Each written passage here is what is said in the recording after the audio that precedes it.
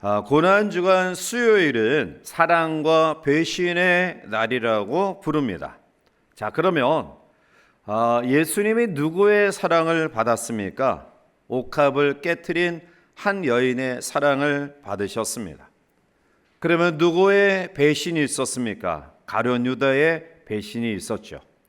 마태는 바로 앞에 옥합을 깨트린 여인과 그리고 오늘 가룟 유다의 배신을 대조해서 우리에게 말씀하고 있습니다. 이 두 사람은 너무나 다른 모습을 우리에게 보여주고 있는데요.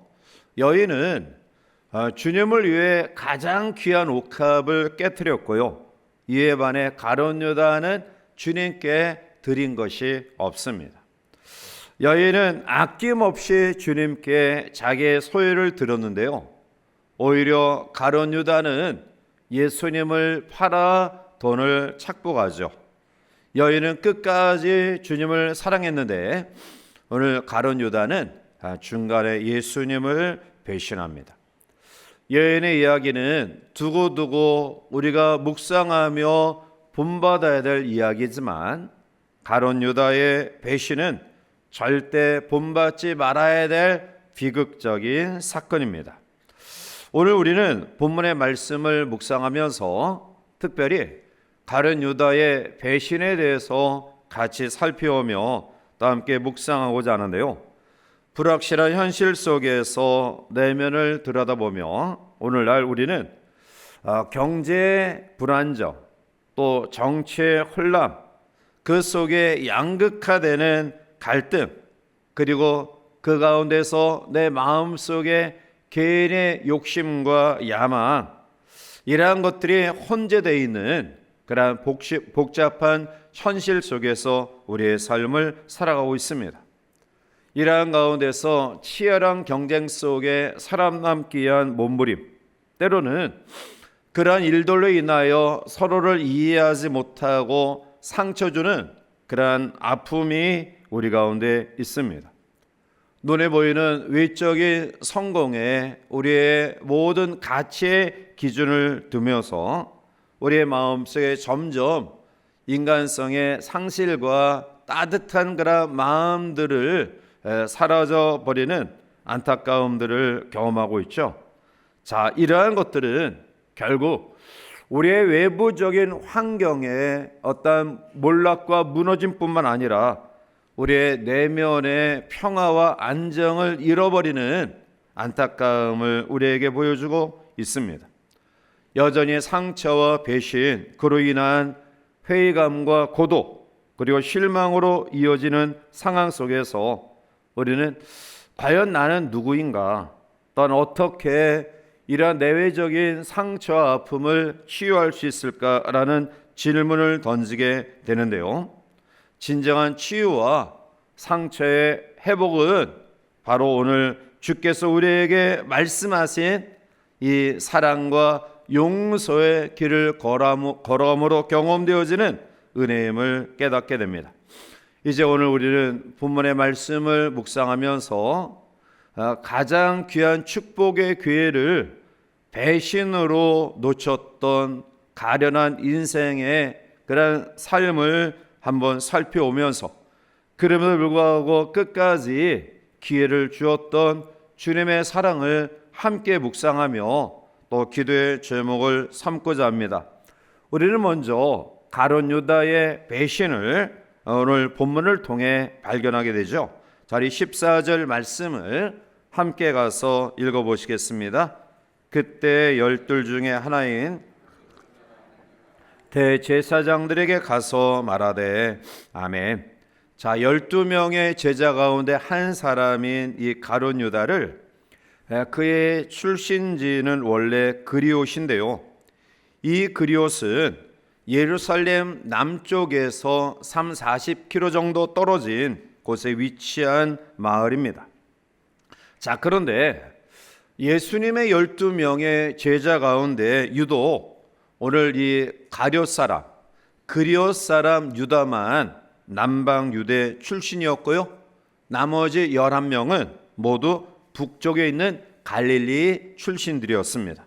자, 그러므로 가룟 유다는 다른 11명의 제자들과 함께 주님의 사역에 동력하기는 했지만 아마 그는 완전히 동화하기는 쉽지 않았을 것이라고 생각이 듭니다.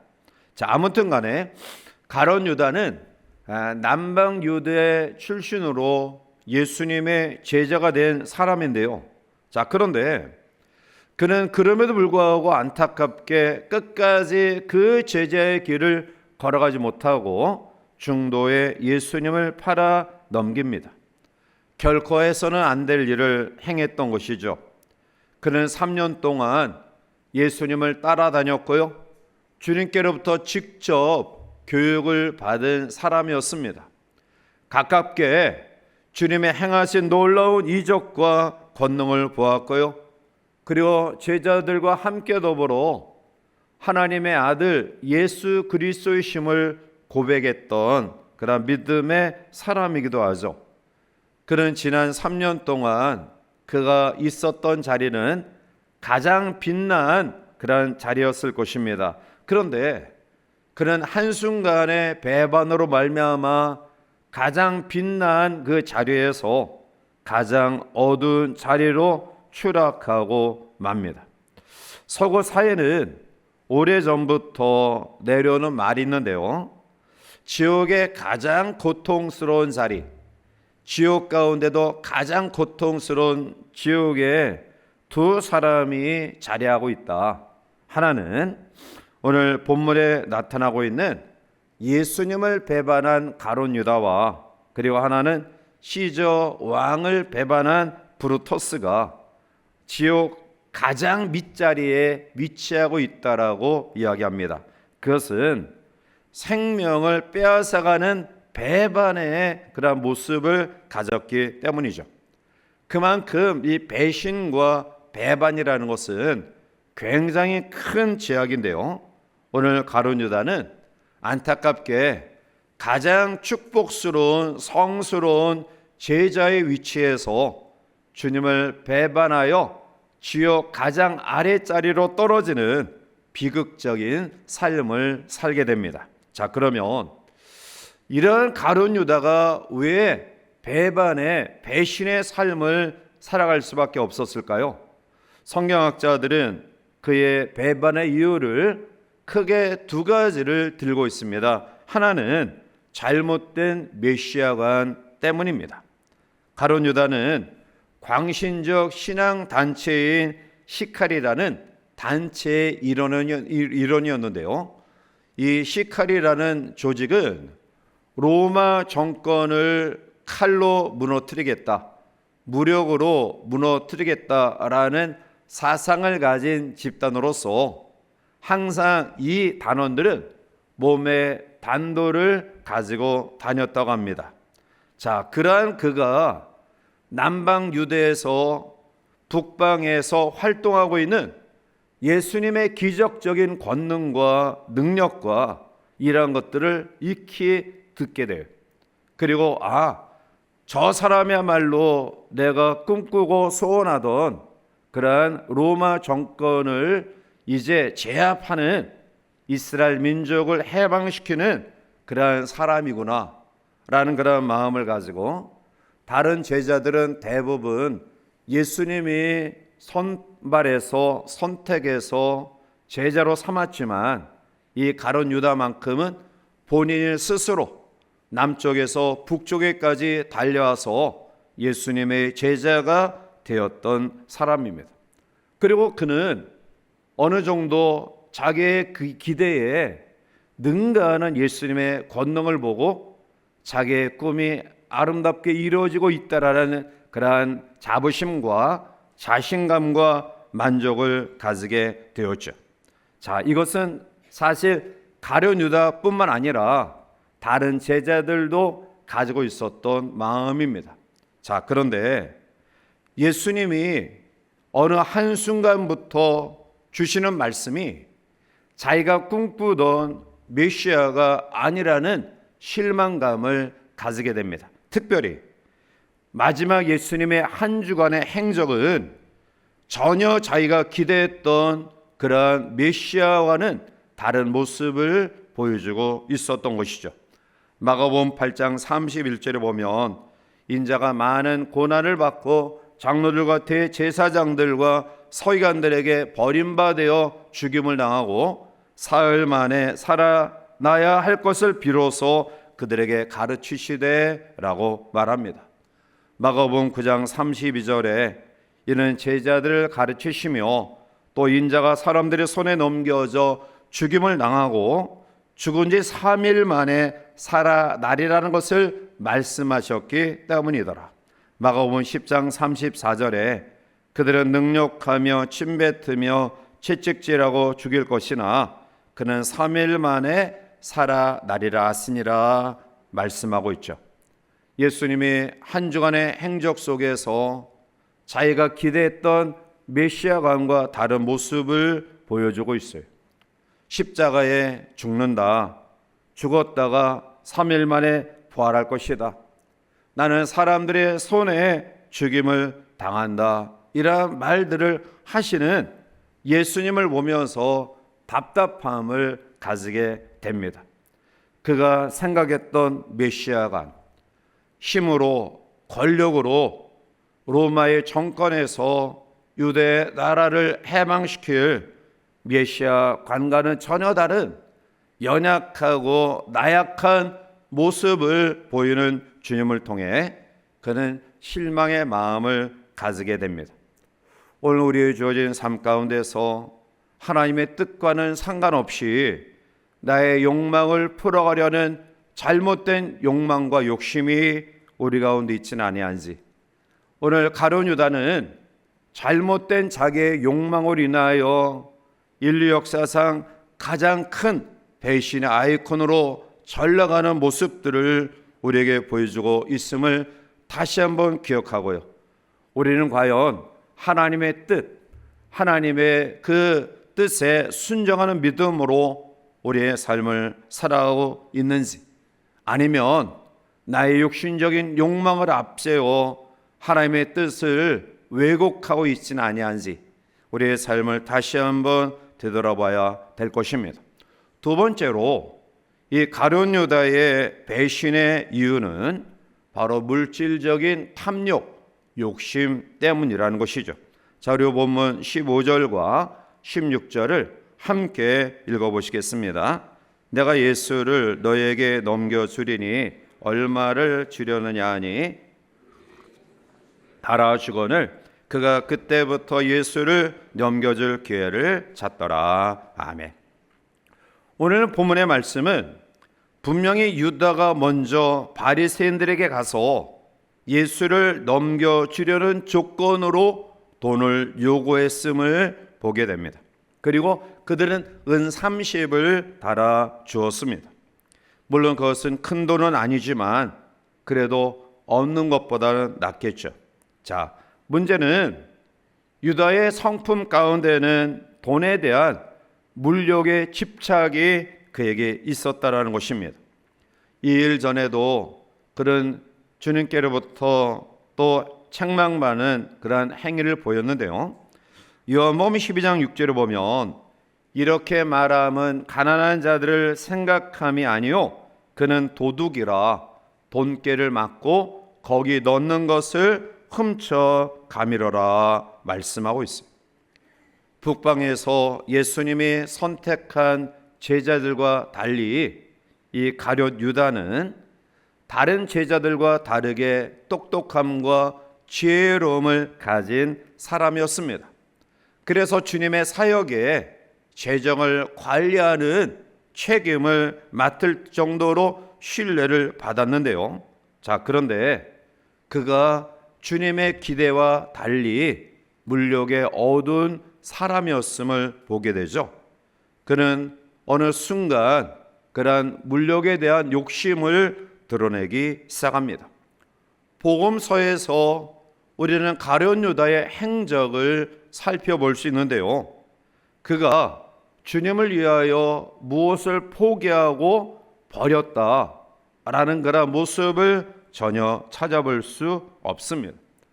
그는 소유하고 움켜잡고 그리고 헌신하는 사람을 비난하고 자기는 헌신하지 아니하는 모습들로 성경에 나타나고 있습니다.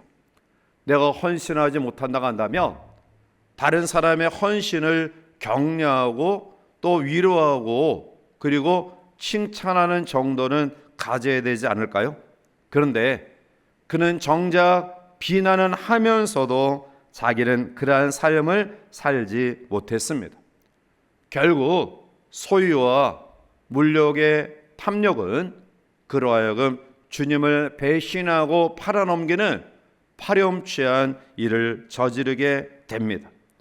예수님을 배반함으로 말미암아 그의 마음속에 있었던 허영과 탐욕 그리고 두려움의 모습을 드러내 보인 것이죠.